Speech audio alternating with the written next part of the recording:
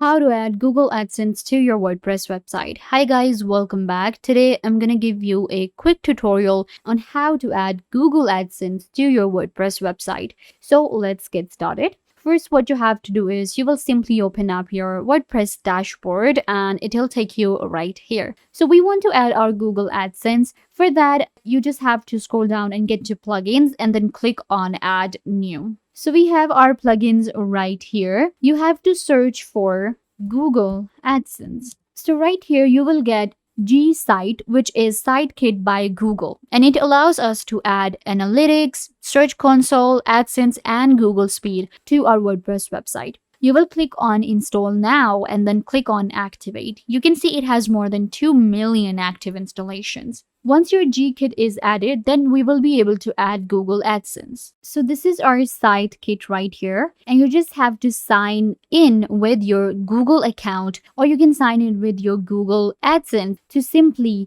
get it on WordPress. So you can see AdSense. I'm going to click on connect and then simply log in with my Google AdSense account. Of course, you will require an account on AdSense first. So if you do not have an account, you can create one and it is added to your WordPress site.